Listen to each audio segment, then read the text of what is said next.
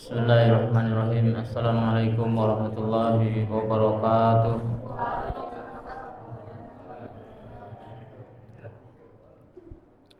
Innal hamdalillah nahmaduhu wa nasta'inuhu wa nastaghfiruh wa na'udzu billahi min shururi anfusina wa min sayyiati a'malina. May yahdihillahu fala mudilla lahu wa man yudlil fala hadiya lahu. Asyhadu an la ilaha illallah wahdahu la syarika lah wa asyhadu anna Muhammadan abduhu wa rasuluh la nabiyya wa la rasula ba'dah. Allahumma salli wa sallim ala Muhammad bin Abdullah wa ala alihi wa sahbihi wa man tabi'ahum bi ihsanin ila yaumiddin. Amma ba'du fa inna ahsanal kalami kalamullah wa khairul hadi hadi Muhammadin sallallahu alaihi wasallam wa syarrul umuri muhdatsatuha fa inna kulla muhdatsatin bid'ah wa kulla bid'atin dhalalah wa kulla dhalalatin finnar. Ayyuhal ikhwah fiddin rahimani wa rahimakumullah. Puji syukur kita kepada Allah Subhanahu wa taala atas segala nikmat dan karunia. Allah masih mentakdirkan kita bisa kembali melanjutkan kajian kita di setiap malam Selasa. Semoga Allah mencatat kajian kita malam ini sebagai amal ibadah kita pada malam hari ini. Amal yang diterima di sisi Allah Subhanahu wa taala. Allahumma amin. Kemudian salawat beriring salam semoga tetap terlimpah curahkan kepada Nabi kita yakni Nabi Muhammad sallallahu alaihi wasallam, juga kepada seluruh keluarga beliau, seluruh sahabat-sahabat beliau dan seluruh umatnya hingga kita semuanya. Allahumma amin. Bapak Ibu sekalian, santriwan dan santriwati rahimakumullah. Malam hari ini tema kita adalah hikmatu masru'iyatil udhiyah. Hikmah disyariatkannya berkorban, ya, hikmah disyariatkannya berkorban. Korban itu sendiri pengertiannya adalah ta'riful udhiyah, yakni secara bahasa adalah ismun lima yudhha bihi, nama dari apa yang disembelih dengannya. Ayyudbahu ayyama idil adha, maksudnya adalah yang disembelih pada hari-hari idil adha. Sedangkan secara istilah udhiyah adalah ma yudbahu min bahimatil an'am, apa yang disembelih dari hewan ternak fi yaumil adha, pada hari raya Idul Adha, ila akhiri ayyamit tasyriki, sampai akhir hari-hari tasyrik. Taqarruban ilallahi ta'ala, dalam rangka mendekatkan diri kepada Allah Subhanahu wa ta'ala. Ya, garis bawahi ini, kita berkurban dengan hewan kurban dengan tujuan apa? Untuk mendekatkan diri kepada Allah Subhanahu wa ta'ala. Baik. Kemudian al-udhiyah masyru'atun, berkurban itu adalah disyariatkan. Ini adalah menjadi syariat Allah Subhanahu wa ta'ala dan Rasulnya. Dalilnya adalah ijma', kesepakatan kaum muslimin bahwasanya berkurban itu disyariatkan. Kemudian kita masuk di bab yang pada judul kita hari ini, yaitu apa? Hikmah disyariatkannya berkurban. Apa saja hikmahnya? Hikmah yang pertama adalah syukrullahi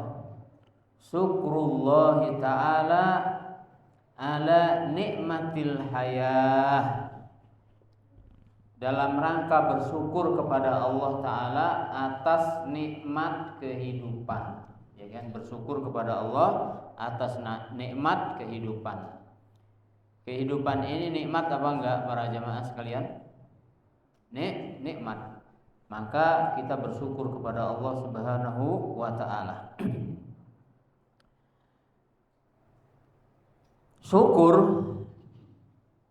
kepada Allah Subhanahu wa taala. Al-Imam Ibnu Qayyim dia mengatakan al-imanu nisfani. Iman itu ada dua. Iman itu ada dua. Nisfun sabrun, setengahnya, atau iman itu dibagi dua. Setengahnya adalah sabar, wa nisfun syukrun. Setengahnya itu lagi apa? Syukur. Setengahnya sabar, setengahnya syukur. Atau ada ustadz yang bilang iman itu seperti sayap burung, sebelah kanannya apa? Syukur, sebelah kirinya sabar. Dua-duanya ini harus imbang. Dua-duanya harus imbang. Karena hidup di dunia ini sebenarnya cuman bergantian dari dua keadaan ini. Gantian dari dua keadaan ini. Itu dunia. Dan kedua-duanya ini adalah imtihan atau ujian. Sebagaimana Allah berfirman dalam surah Al-Mulk, Alladzi khalaqal mauta wal hayata liyabluwakum ayyukum ahsanu amala. Allah yang menciptakan kematian dan kehidupan agar Allah menguji kalian siapa yang paling baik amalnya. Jadi semuanya itu ujian. Selama kita hidup di dunia ini adalah darul imtihan. Semuanya adalah ujian. Jadi kita nggak boleh santai. Semua kita selama masih hidup di dunia ini akan diuji. Dan ujian itu cuma dua kok. Ujian itu dengan dua. Ujian apa dua itu? Kesenangan dan kesusahan. Cuman dua keadaan. Senang berarti bersyukur, susah berarti bersabar. Cuman dua keadaan juga diganti. Makanya Nabi SAW bersabda, ajabal li amril mu'min, sungguh menakjubkan urusan orang-orang beriman itu. Inna amrohu kullahu khair, sesungguhnya semua perkaranya, kalau untuk orang mukmin ini, semua perkaranya itu baik. Pahami benar perkataan Nabi ini. Semua urusan orang beriman itu baik. Meskipun kadang-kadang kita memandangnya dengan hawa nafsu kita itu enggak baik. Tapi Nabi mengatakan apa? Ajabal li amril mu'min. Sungguh menakjubkan orang-orang beriman itu. Inna amrohu kullahu khair, sesungguhnya perkaranya, urusannya semuanya itu baik. Ini yang mengatakan siapa? Nabi yang mulia sallallahu alaihi wasallam. Tanamkan di lubuk hati kita yang paling dalam, urusan orang beriman itu semuanya baik. Walaysa dzaka li ahadin illa lil mu'min, illa lil mu'min. Yang demikian itu tidak diperoleh atau tidak ada kecuali hanya orang mukmin saja. Kalau orang kafir itu urusannya aslinya nggak ada yang baik. In asobat husarro syakar. Kalau orang mukmin tadi mendapatkan kegembiraan, maka dia bersyukur. Nah, kita berarti bersyukur. Kita bersyukur atas nikmat kehidupan, nikmat air, ya kan? Kita diberi oleh Allah air. Kita tidak tahu air ini dari mana sumbernya. Kita tidak tahu siapa yang mengemasnya sampai serapih ini. Bahkan ada lengkap dengan apa? Merek-mereknya. Dibawa kemana? Ke toko diangkut lagi ke masjid. Nggak tahu juga saya siapa yang minum ini nanti, ya kan? Terus kita minum tanpa ada usaha kita, enggak. apalagi makan, ya kan? Makan. Kalau kita ingat makan itu adalah nikmat dari Allah Subhanahu wa taala, anugerah dari Allah Subhanahu wa taala, pantang kita akan mencela makanan. Makanya Nabi SAW itu disebutkan ma'aban Nabi sallallahu alaihi wasallam ta'aman qattu. Tidak pernah Nabi itu mencela makanan sama sekali. Inistahahu akalahu, kalau beliau suka makan. Wa illa tarakahu, kalau beliau tidak suka ditinggalkan. Gak pernah Nabi mengatakan, wah ini kurang masin, kemasinan. Kata para ulama, menyebutkan seperti itu termasuk mencela makanan. Nah, ya, padahal misalnya sambal, ya, bayangkan kita dapat sambal di depan kita. Kita nggak tahu cabenya mungkin dari Pagralang, rasinya dari mana? Dari Bangka, rasi udang. Garamnya dari laut. Belum sasanya, sari tebu sasa ya, sari tebu dari GPM Indo Lampung. Belum lagi gula, misalnya pakai gula merah, gula aren dari Kota Bumi misalnya kan. Asemnya dari Gunung Dempo. Ngumpul di depan piring kita. Giliran kita tinggal makan, sambal apa? Pedas banget ini sambal nih. Namanya sambal di mana-mana pedas ya. Dibuang sambal. Aduh ya, di mana syukurnya ya kan? Mendingan seperti Nabi saja. Kalau dia mau makan, kalau tidak mau tinggalkan. Betapa halusnya Nabi kita yang mulia sallallahu alaihi wasallam. Nah, bersyukur nikmat makanan, nikmat pakaian, ya kan? Alhamdulillah punya pakaian ditaruh di mana-mana sembarangan. Syukuri punya pakaian. Nikmat apa lagi? Nikmat udara segar dan lain banyak sekali, gak bakal bisa kehitung kita nikmati. Maka harus disyukuri.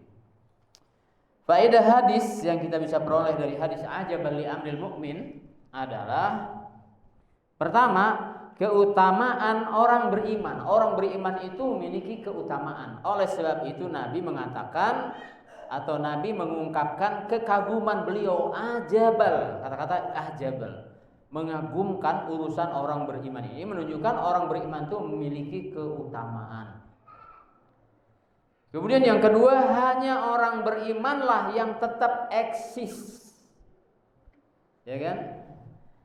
Dalam kondisi apapun, senang atau susah. Kemudian apa lagi? Bahagia atau sengsara, sehat atau sakit. Apa lagi berikutnya? Ya, nikmat atau mendapat nikmat atau mendapat musibah. Orang beriman itu akan selalu eksis.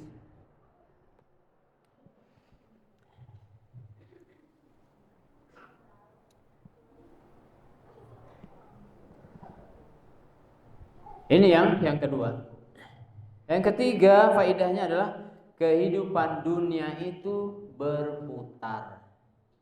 Kadang di atas, kadang di bawah. Artinya apa? Kadang senang, kadang susah.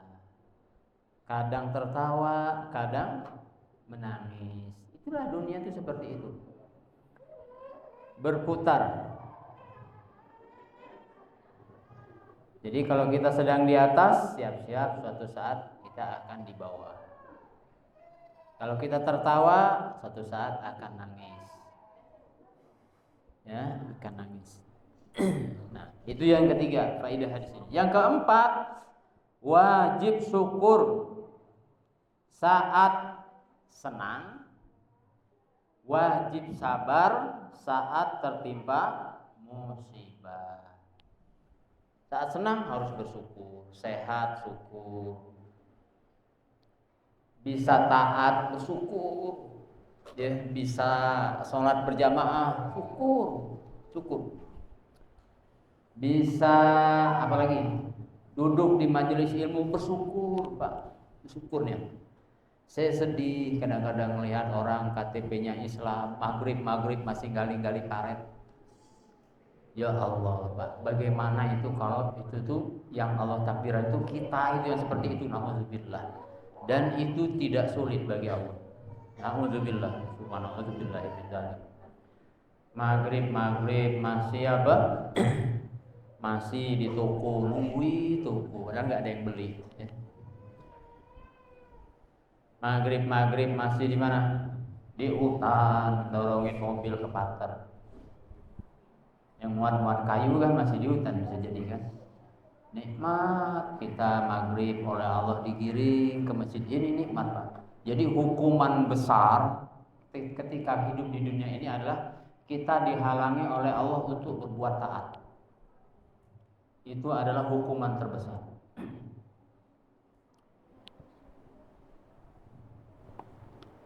Maka wajib bersyukur saat kita apa? Saat kita senang, dan wajib bersabar saat ditimpa musibah.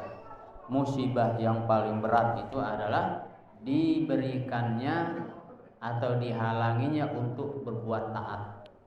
Itu musibah banget. Contohnya misalnya dulu waktu belum ada kajian sunnah, susah ngaji sunnah ke Lubuk Linggau nian, ngaji tunak ke Palembang nian, gitu kan. Lemak nian di Prabu Muli ini ada kajian. Tapi giliran ada, ternyata nggak hadir, ya kan? Berarti apa? Dihalangi. Jangan sangka nggak dihalangi, Allah dihalangi itu oleh Allah Subhanahu Wa Taala. Nah, di saat kita tidak dihalangi, dimudahkan untuk berbuat ketaatan, bersyukurlah kepada Allah Subhanahu Wa Taala. Ucapkan alhamdulillah, bersyukur kepada Allah Subhanahu Wa Taala. Kemudian yang kelima, faedah hadis ini adalah penegasan bahwa seorang mukmin itu memiliki kewajiban ibadah di semua keadaan. Di saat senangnya dia harus beribadah, di saat susahnya juga harus tetap beribadah. Itu dia, orang mukmin memiliki kewajiban di semua keadaan karena itu bisa menyebabkan dia bahagia. Memang benar dosa itu adalah sesuatu yang menyebabkan orang dimurkai oleh Allah Subhanahu wa taala.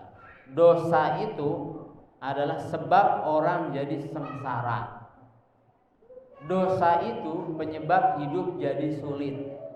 Akan tetapi ternyata dengan dosa tersebut, kalau kita terlanjur terjatuh kepada perbuatan dosa, itu masih tetap bisa bahagia, masih tetap bisa mendapatkan kebahagiaan. Bagaimana caranya? Bertaubat. Makanya ulama mengatakan inna anwa'as sa'adah salasah. Sesungguhnya jenis kebahagiaan itu ada tiga. Ada tiga macam kebahagiaan itu. Di tiga keadaan itu bisa semuanya bahagia. Yang pertama apa? Idza utiya syakara. Apabila diberi, maka bersyukurlah. Diberi apa? Banyak pemberian Allah itu. Banyak apa dikit? Banyak pemberian Allah itu. Maka bersyukurlah. Diberi kesehatan, diberi badan kuat, diberi penglihatan bisa terang, bangun pagi, begitu bangun bisa mendengar kokok ayam. Oh, masih jelas, alhamdulillah. Masih apa? Masih jelas pendengaran. Ini kok bau tikus mati ya kayaknya ya. Alhamdulillah. Masih apa? Masih tajam hidung kita kan. Apalagi nyicip masih, ini masih manis. Itu nikmat gitu ya. Harus disyukuri. Wa idzabtuliya sabara. Kalau diuji bersabar. Enggak ada lain jalan tatkala diuji itu sabar aja. Ya, bersabar. Kemudian yang ketiga apa? Wa idza aznaba istaghfara. Kalau kita terjatuh kepada perbuatan dosa, Beristighfar.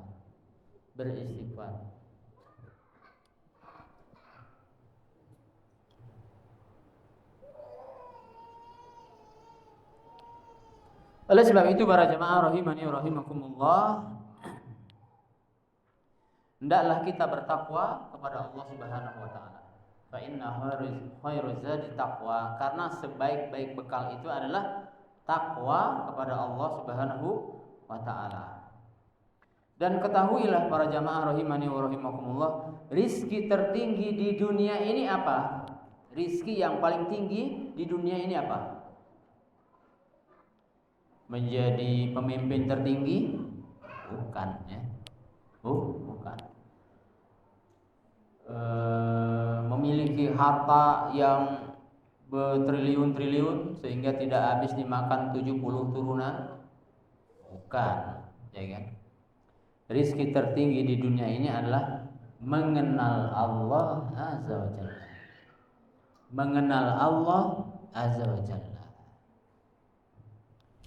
Itu rizki tertinggi. Maka rizki tertinggi di dunia mengenal Allah Subhanahu wa taala.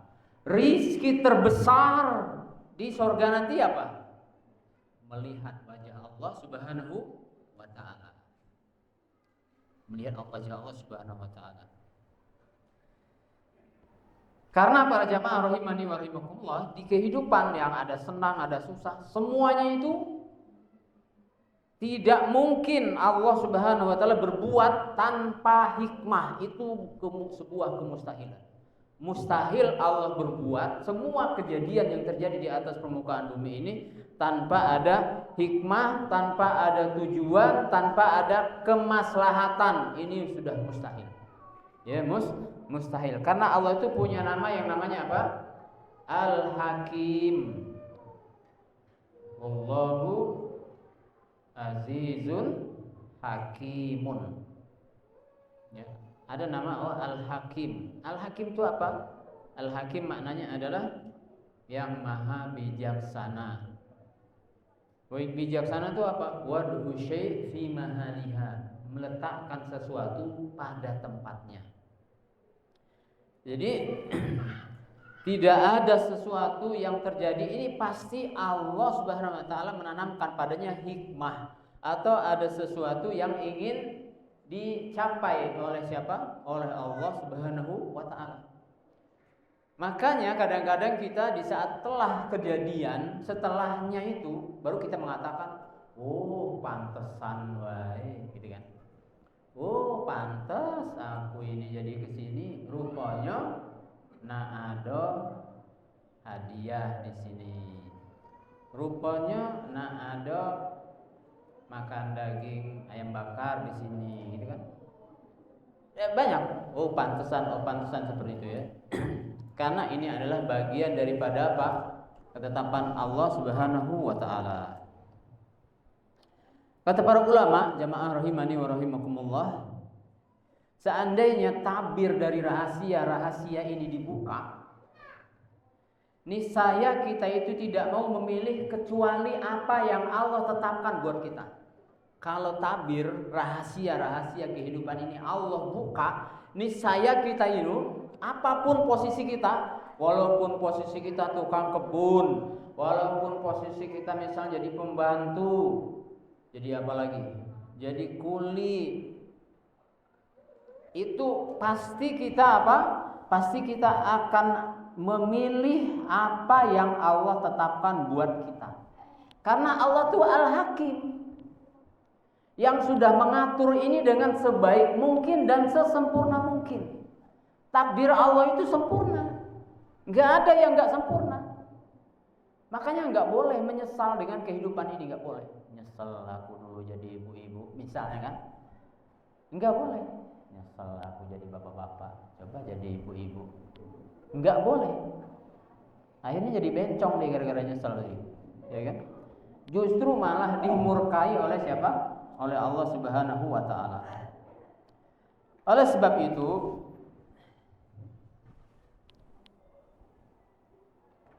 yang Allah pilih buat kita itu pasti yang terbaik. Ya, pasti yang terbaik. Orang beriman itu selalu senang, selalu tenang apapun keadaannya. Karena Allah telah pilihkan takdir itu untuk kita. Saya pernah membaca perkataan Imam Ali bin Abi Thalib. Beliau mengatakan gini, jika saya berdoa kepada Allah Subhanahu wa taala, kemudian doanya dikabulkan oleh Allah Subhanahu wa taala, saya sangat senang sekali. Sangat senang sekali. Para jamaah sekalian rahimani wa rahimakumullah, kalau kita punya kebutuhan, kemudian kita berdoa kepada Allah, kemudian dikabulkan doanya, senang tidak? Senang tidak Bapak-bapak? Ibu-ibu senang tidak ibu-ibu? Sekarang sebaliknya. Ibu-ibu berdoa, kemudian tidak dikabulkan oleh Allah, senang tidak?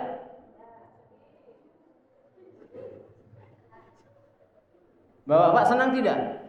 Berdoa tidak dikabul oleh Allah, senang tidak? Bingung. Kalau Imam Ali, kalau doanya dikabulkan beliau senang. Tapi kalau doanya belum dikabul, beliau 10 kali senangnya. 10 kali senangnya. Kenapa? Sebabnya saat ia berdoa sesuai dengan keinginannya lalu dikabul, maka Allah mengkabulkan pilihan saya. Qadarullah, pilihan kita itu sesuai dengan pilihan Allah. Tetapi kalau doa kita berdoa kepada Allah belum dikabul oleh Allah, senangnya beliau 10 kali lipat. Kenapa? Sebabnya karena yang dipilih adalah pilihan Allah. Pilihan Allah. Saya dulu pernah ada berharap berdoa kepada Allah ingin menjadi orang Tasikmalaya. Karena sudah tinggal di sana lama, saya ingin jadi orang sana. Tetapi Allah tidak menginginkan hal tersebut. Hikmahnya apa? Ini akhirnya sampai ke Prabu Muli. Hikmahnya. Coba kalau misalnya Allah kabul waktu itu doanya, gimana? Gak bakal pernah saya ketemu dengan para jamaah di sini. Ya kan? Maka kalau belum dikabul, berhusnuzonlah kepada Allah. Allah menyiapkan yang jauh lebih baik daripada apa yang kita inginkan. Jangan marah. Kalau marah sih seperti anak-anak. Pak, beli es krim. Sekali dibelikan, besoknya lagi, Pak, beli es krim. Tidak. Wah, apa pelit? Kan? Marah dia. Itu anak-anak. Kenapa bapak dan ibunya tidak membelikan es terus setiap dia minta? Karena menurut pemahaman orang tua, ya kan, jajan es terus bisa menyebabkan penyakit. Antara dua penyakit, sakit badannya atau sakit dompetnya. Sakit dua-duanya ya. Nah makanya nggak dikabulkan permintaan anak itu semuanya. Baik. Nah ini dia nikmat kehidupan. Maka semua yang Allah tetapkan sama kita itu pasti baik. Kalau kita ingat ini, maka kita akan selalu bersyukur kepada Allah Subhanahu wa taala. Ini yang pertama. Yang kedua, jadi kita berkurban itu adalah untuk mensyukuri nikmat kehidupan ini. Kemudian yang kedua apa? Ihya'u sunnati Ibrahim al-Khalili alaihi salatu wassalam. Menghidupkan sunnahnya Nabi Ibrahim alaihi salatu wassalam. Hina amarahu Allah azza wa jalla bizafhil fida'an waladihi Ismail alaihi salatu wassalam. Ketika Allah perintahkan untuk menyembelih hewan yang sebagai tebusan anaknya, yakni Nabi Ismail. Nama ayahnya siapa? Ibrahim. Nama anaknya Ismail. Ismail itu kalau saya baca-baca ternyata Ismail itu adalah dari bahasa Ibrani. Ismail artinya adalah Ismail. Isma itu mendengar, il itu mendengar Allah. Jadi Nabi Ismail adalah orang yang mendengarkan perintah Allah Subhanahu wa taala, tunduk kepada Allah Subhanahu wa taala. Di saat kapan? Fi yaumin nahri, di saat pengorbanan beliau, ya, di saat Allah perintahkan untuk dikurbankan. Jadi ujian itu ternyata beda-beda, ya, beda-beda. Kalau putranya Nabi Adam diperintahkan berkurban sesuai dengan penghasilannya. Kalau Habil adalah peternak, maka kurbannya kambing kibas. Kalau Kabil karena dia adalah petani, maka kurbannya adalah buah-buahan, hasil dari pertanian. Ini syariat siapa? Syariat di masa anak-anaknya Nabi Adam. Dan di waktu itu kurban itu jika diterima, diletakkan di sebuah bukit, kemudian disambar api. Nah, yang disambar api itu dia yang diterima. Habil kurban dengan hewan terbaiknya, karena dia peternak, maka diterima oleh Allah Subhanahu wa taala. Sementara Kabil kurban dengan buah-buahan yang sutiran-sutiran lah gitu ya, yang kurang bagus, akhirnya kurbannya tidak diterima. Tapi Nabi Ibrahim kurbannya itu apa? Justru anaknya yang disuruh dikurbankan. Berat tidak? Berat ya, karena Nabi Ibrahim adalah gelarnya Khalilullah, kekasih Allah. Maka ujiannya pun berat. Anaknya dikurbankan. Walhal sebelumnya Nabi Ibrahim itu menikah dengan Bunda Sarah lama nggak punya anak, ya nggak punya anak.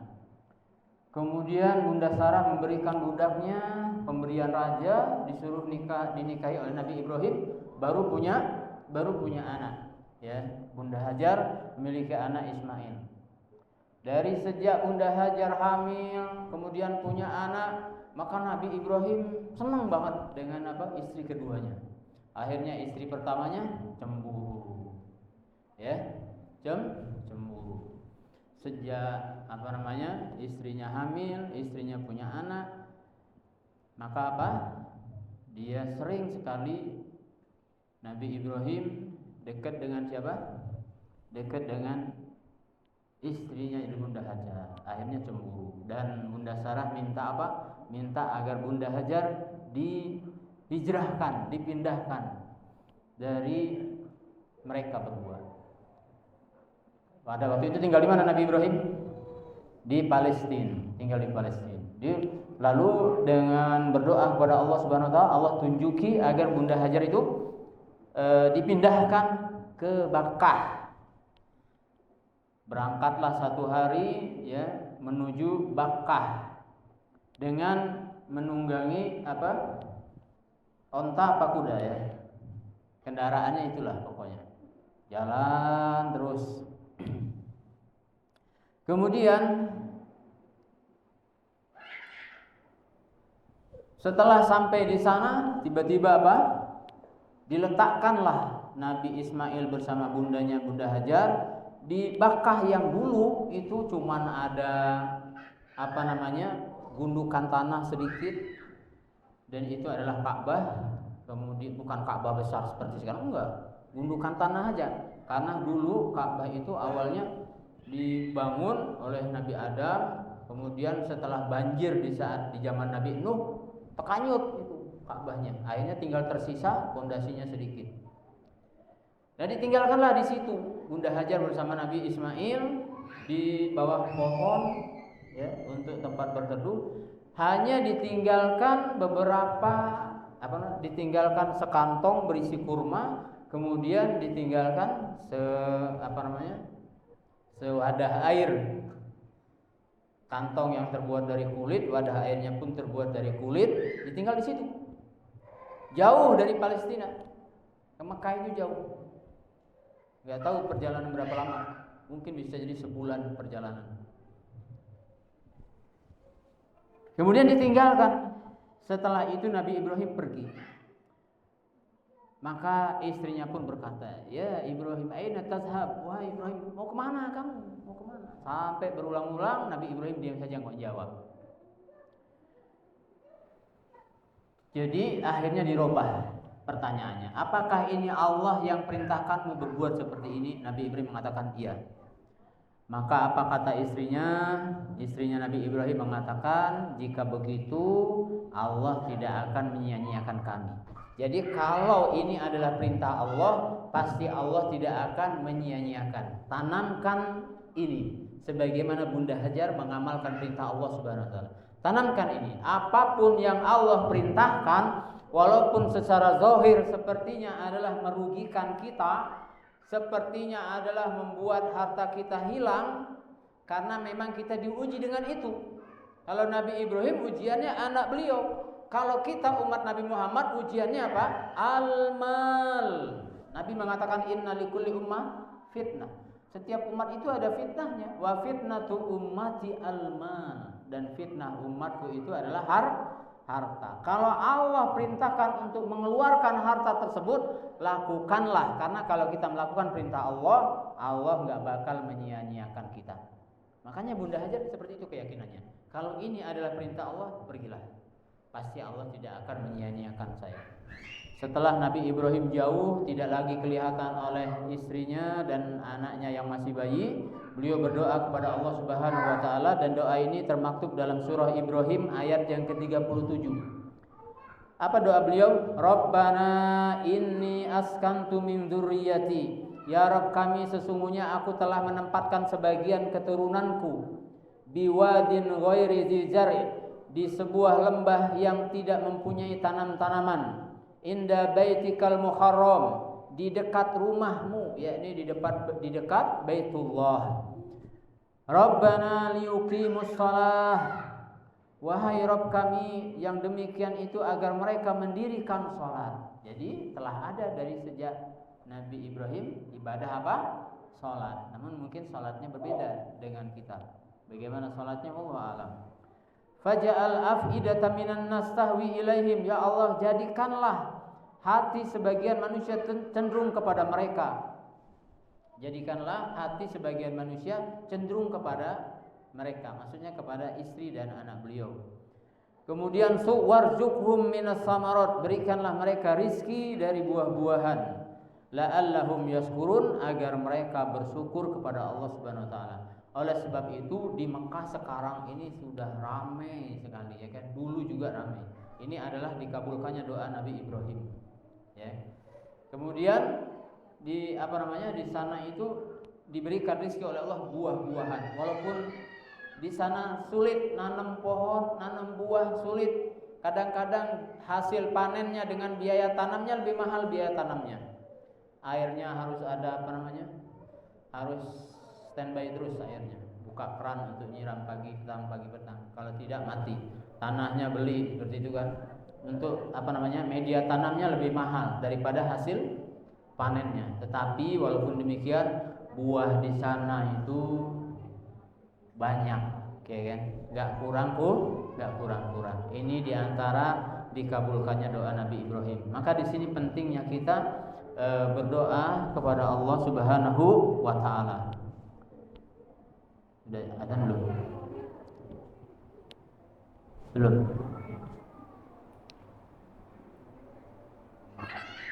Kemudian setelah itu Bunda Hajar pun menyusui Ismail, ya kan, meminum air dari gerabahnya, kemudian makan kurma yang ada. Maka setelah beberapa hari habis, airnya habis, kurmanya habis. Setelah habis jadi kehausan dan kelaparan. Kemudian Ismail kecil tadi meronta-ronta karena lapar, dan Nabi Ismail itu manusia juga seperti kita. Kalau lapar ya nangis. Ya kan? Nangis, lapar, haus, nangis, meronta-ronta. Seorang ibu nalurinya kalau melihat anaknya nangis gimana? Ya susah, khawatir dan lain-lain. Akhirnya Bunda Hajar pun berlari naik ke mana? Ke Bukit Sofa. Yang paling dekat dengan Bakah adalah Bukit Sofa. Naik ke Bukit Sofa untuk melihat kalau ada orang ya yang lewat mau minta bantuan apa gimana, kalau ada sumber air di mana yang ada air, naik ke Sofa. Ternyata enggak ada. Akhirnya beliau menyingsingkan kainnya sampai kelihatan betisnya sedikit, kemudian lari. Makanya di antara Sofa ke Marwah itu kan itu ada harus lari kencang di lampu hijau. Itu kisahnya adalah Bunda Hajar itu lari di situ sampai kemana? Sampai ke ke Marwah. Di sana dia tengok lagi ke sana, ya kan. Makanya waktu di Marwah kita itu disyariatkan untuk melihat ke arah Ka'bah. Kenapa kok Bunda Hajar waktu itu melihat ke arah Ka'bah? Kenapa? Karena anaknya di sisi Ka'bah itu masih nangis apa enggak gitu kan? Apa sudah diem kan gitu kan? Nah, sambil khawatir seperti itu kan, balik lagi ke sana sampai 7 kali. Jadilah itu syariat apa? Sa'i bagi umat kita Nabi Muhammad SAW.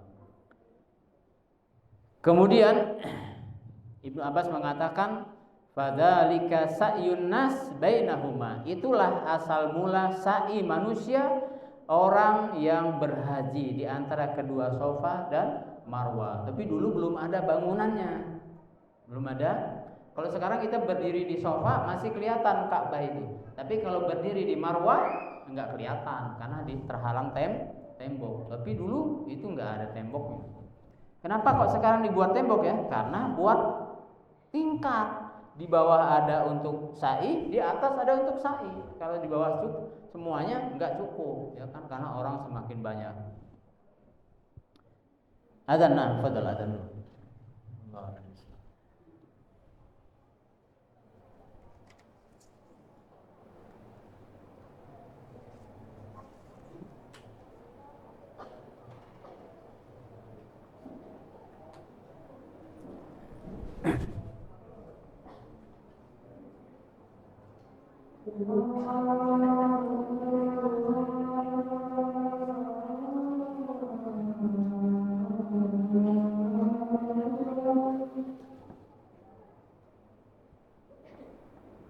Allah.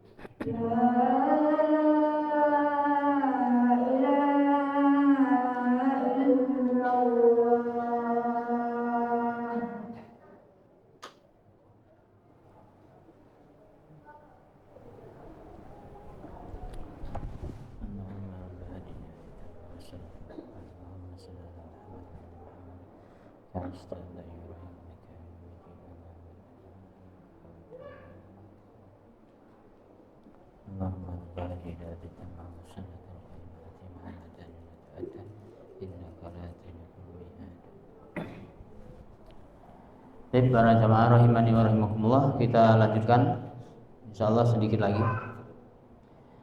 Tatkala Bunda Hajar sampai di Marwah, ya setelah bersa'i, lari sana, lari sini sampai 7 kali, sampai 7 putaran, akhirnya dirinya mengatakan diamlah, diamlah, diamlah. Dia mencari-cari ada suara, seperti dia mendengarkan suara yang berbunyi, jika engkau memang bisa menolong, tolonglah, maka tolonglah, seperti itu. Ternyata di dekat Ismail yang berbaring di sisi Ka'bah itu ada malaikat. Ada malaikat yang menginjakkan kakinya, ya sebagian riwayat mengatakan sayapnya, sehingga muncullah air di situ. Di saat muncul air, Bunda Hajar datang terus mengeruk-ngeruk pasir, ngerti ngeruk-ngeruk dah. Ngumpul-ngumpulin pasir itu kan. Dia mengatakan zam itu maksudnya ngumpul lah biar bisa dicedok, ya. Ngumpul lah, dikeruk-keruk, jadi ngumpul, sehingga zam itu maknanya ngumpul atau banyak, melimpah ruah, seperti itu. Nah, akhirnya banyak, terus dicedokin, ya, kemudian bergerabah isi air tadi, wadah air tadi dipenuhin. Nah, dari situlah awalnya sumur Zam-Zam, di mana ini adalah betul-betul bentuk kasih sayang Allah Subhanahu wa taala kepada Nabi Ismail dan Bunda Hajar. Sehingga dengan air Zam-Zam tersebut atau dengan sumur Zam-Zam tersebut menjadi berkahlah, ya, air tersebut, tempat tersebut. Kemudian suatu saat tiba-tiba ada suku Zurhum yang melihat di sekitaran itu kok ada burung yang muter-muter. Pemahaman mereka, jika ada burung yang berputar-putar itu berarti ada air. Akhirnya mereka mengutus, ya, beberapa orang untuk coba lihat ke sana, ada air sepertinya. Dan di sana itu kan bukan hal yang mudah mencari air, karena tempat yang bebatuan, tandus seperti itu kan. Ada air, ini adalah sumber kehidupan. Jadi air itu Masya Allah, ya, sebuah keberkahan dari Allah Subhanahu wa ta'ala. Kemudian ternyata betul ada air, dan mereka minta izin kepada Bunda Hajar untuk bisa tinggal di situ. Akhirnya diizinkan oleh Bunda Hajar, tetapi dia tidak boleh memiliki sumur itu milik kami, milik Bunda Hajar dan Nabi Ismail. Mereka hanya boleh mengambil air untuk kebutuhan, ya. Akhirnya diizinkan, dan di situ membangun tempat tinggal. Akhirnya jadilah Bunda Hajar bersama Nabi Ismail memiliki tetangga, ya, memiliki tetangga. Ini dikabulkannya doa Nabi Ibrahim yang kedua, yang berikutnya, ya, dikabulkannya itu Bunda Hajar bersama Nabi Ismail memiliki tetangga, sehingga hidupnya tidak sepi, sehingga mereka minta air, nanti imbalannya adalah mereka memberi buah-buahan, sehingga datang rezeki buah-buahan. Minta air, sambil minta air kasih buah apa saja, seperti itu, ya. Nah, ini diantara dikabulkannya doa Nabi Ibrahim oleh Allah Subhanahu wa taala. Ini adalah di antara petikan hikmah terhadap keluarga Nabi Ibrahim, ya, terhadap keluarga Nabi Ibrahim. Nah, tatkala Nabi Ismail sudah beranjak besar, tiba-tiba Nabi Ibrahim pun berkunjung ke situ, ya, lama, ya, berpisah lama, ditinggal lama. Setelah Nabi berkunjung ke situ sudah ramai dengan dengan rumah-rumah suku Jurhum, sudah ramai. Akhirnya ketemu. Jadi Nabi Ibrahim itu betul-betul dididik oleh siapa? Oleh ibunya. Tetapi ibunya tadi atas bimbingan Nabi Ibrahim sebagai ayahnya, ya, sehingga menjadi anak yang soleh. Setelah itu maka dapat perintah untuk disembelih, dan perintah untuk disembelih. Maka Nabi Ibrahim bersama Nabi Ismail ini keduanya bersabar melaksanakan perintah Allah Subhanahu wa taala. Sedangkan kita yang diperintahkan oleh Allah dikurbankan itu hanya berupa harta saja, ya kan? Dan tidak mahal-mahal, tidak banyak-banyak, tentunya sesuai kemampuan saja. bisa jadi bisa mungkin kita dapat dengan harga 1,5 juta, mungkin ada yang 2 juta, mungkin ada yang 3 juta, ada yang 5 juta, sesuai dengan kemampuannya. Bersemangat untuk melaksanakan perintah Allah Subhanahu wa taala. Nah, kemudian apa lagi? Allah Subhanahu wa taala menebus ketaatan Nabi Ibrahim, kecintaan Nabi Ibrahim kepada Allah Subhanahu wa taala, mengalahkan dirinya dan anaknya, maka kana sababul fida, perbuatan keduanya ini menjadi sebab Allah memberikan tebusan, yaitu berupa kambing yang besar. Warafil bala, dan diangkatnya bala. Bala itu apa? Musibah. Jadi kalau kita diperintahkan oleh Allah, kemudian kita mampu melakukannya, kemudian kita tidak melakukan, ini sebenarnya adalah sumber musibah. Allah bisa saja mendatangkan apa? Musibah. Tetapi kalau kita melakukannya, maka musibah tadi akan diangkat, ya, akan diangkat. Contohnya siapa? Contohnya adalah iblis. Iblis diperintah oleh Allah sujud kepada Nabi Adam, tetapi enggan, tidak mau mentaati perintah Allah. Maka iblis dilaknat oleh Allah Subhanahu wa taala dan ditimpakan kepada iblis musibah. Apa musibahnya? Ya, musibahnya iblis akan ditempatkan oleh Allah di dalam neraka selamanya, ya. Alhamdulillah, subhanallahi min dzalik. Nah, ini hikmah yang kedua, menghidupkan sunnah Nabi Shallallahu Alaihi Wasallam.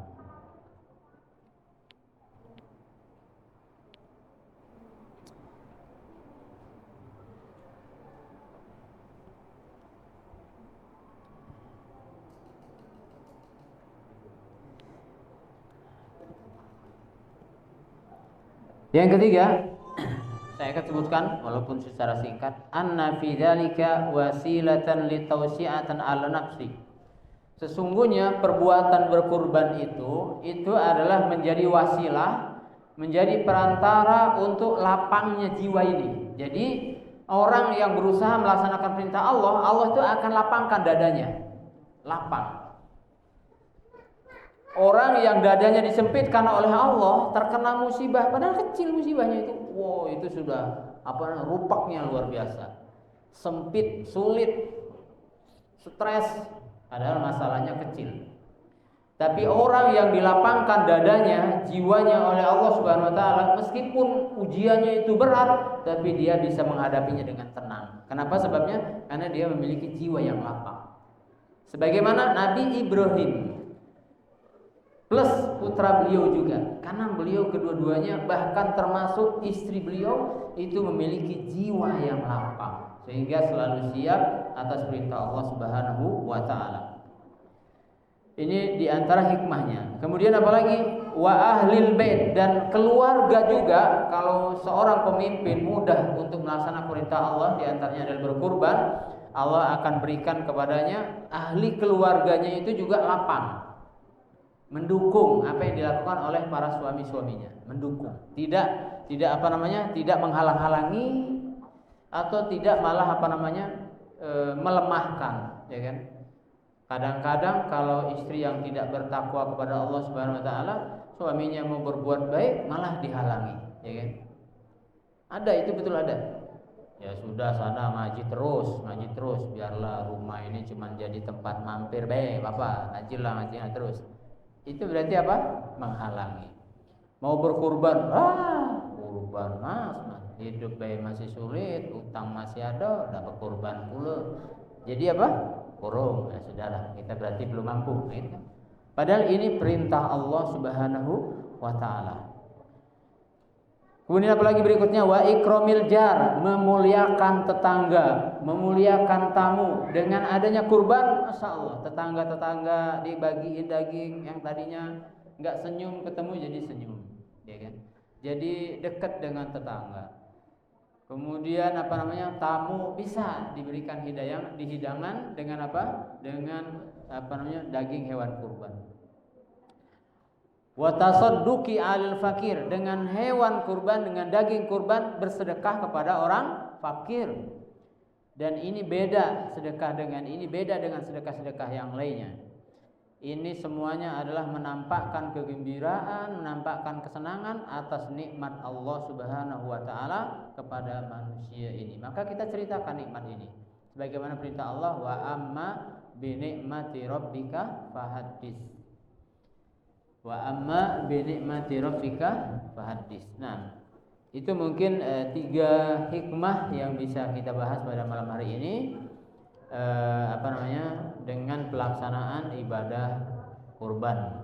3 hikmah besar yang harus kita sambut dengan penuh kegembiraan. Wallahu a'lam bishawab.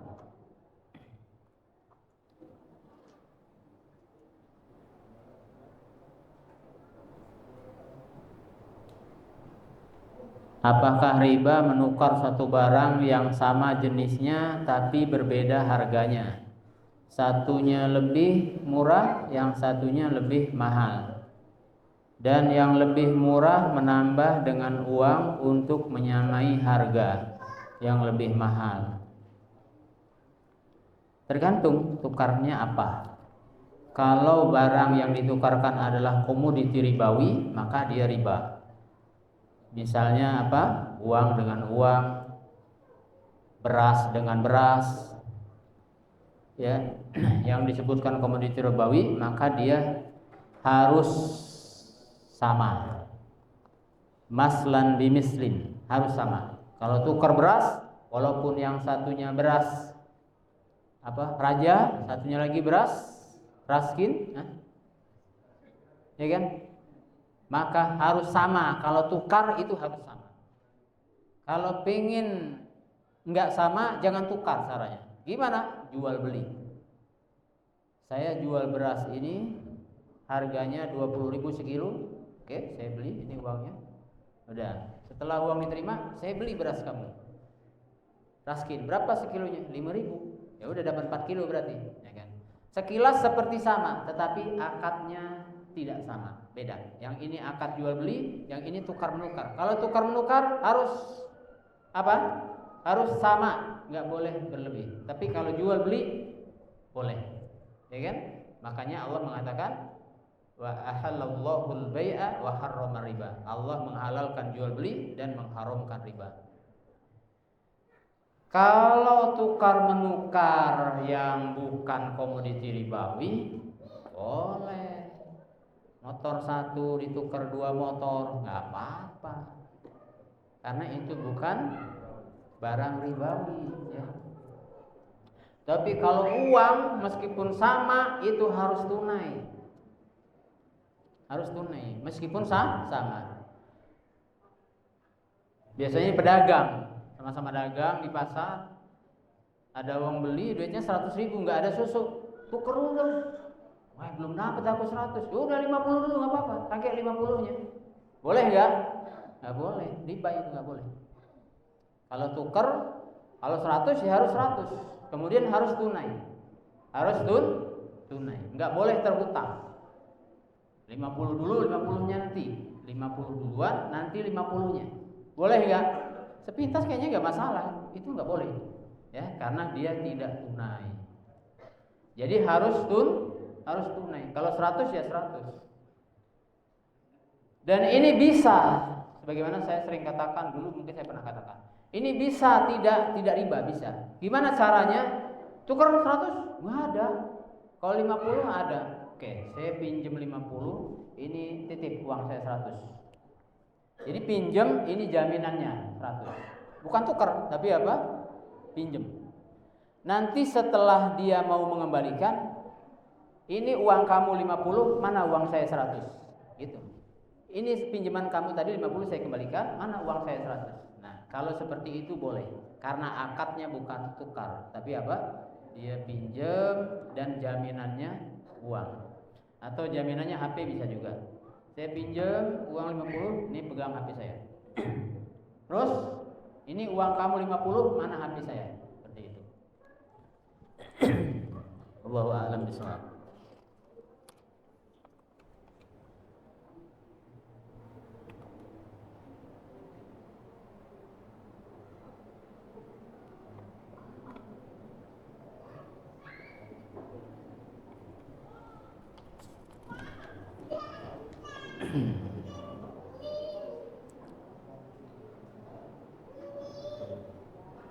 Boleh enggak perempuan sholat Jumat? Jawabannya boleh. Boleh enggak perempuan sholat Jumat? Boleh, tetapi tidak wajib.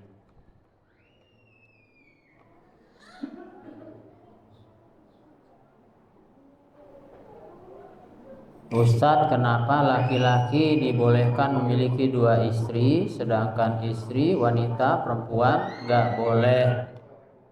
Nah, ya, ribet banget. Iya, kalau laki-laki punya 2 istri atau bahkan 4 istri, istri pertama lahir anak bin siapa? Bin Bilal. Istri kedua lahir anak bin Bilal. Jelas enggak? Istri ketiga lahir anak bin Bilal. Istri keempat lahir anak bin Bilal. Mas jelas. Kalau wanita istrinya 4 gimana? Wanita istrinya 4 lagi.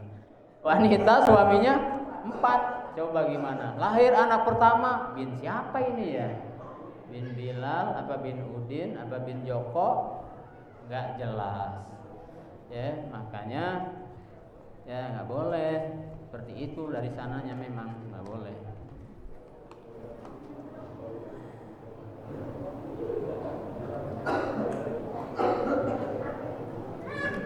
Ini sama dengan tadi ya, apa hukum barter? Barter itu tukeran ya, namun dengan jumlah barang yang berbeda dan harganya tetap sama.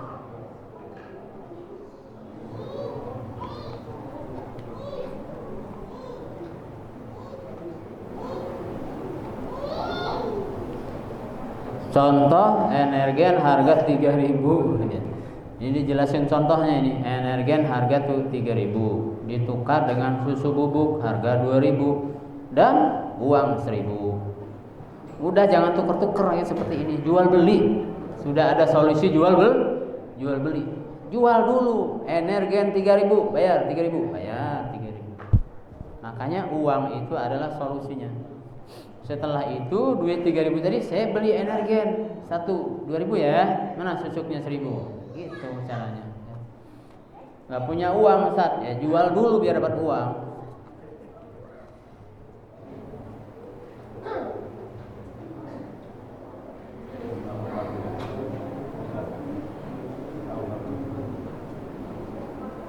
Ismail artinya mendengar Allah. Allah Maha mendengar. Allah Maha. Ismail ini bahasa Ibrani ya. Nah, kalau Mail apa artinya?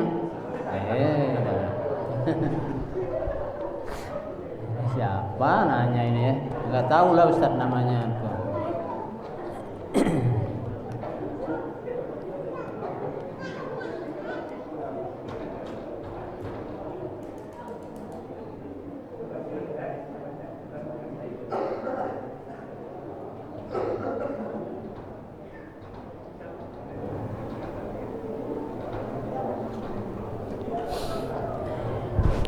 Kalau saya merusak barang milik teman, lalu saya mengganti barang tersebut dengan uang, maka bagaimana dengan barang yang rusak tersebut? Menjadi milik saya atau tetap menjadi milik teman tersebut? Nggak tahu ini, Ustaz belum tahu ini. Milik siapa kira-kira para jamaah? Milik yang beli ya. HP-nya harga 2 juta, dipinjam rusak, diganti duit 2 juta. Punya siapa ini? Yang HP rusak ya. Ya dia suruh beli yang baru gitu ya. Jadi ini milik yang, nah ini apa namanya? Saya lupa nih. Jadi nantilah dikaji dulu ya. Milik siapa barang itu? Ya kalau secara sepintas milik yang itu ya. Tetapi ini ada kajian fikihnya. Wallahu a'lam bishawab. Subhanakallahumma bihamdika asyhadu an la ilaha illa anta astaghfiruka wa atubu ilaik. Wassalamualaikum warahmatullahi wabarakatuh.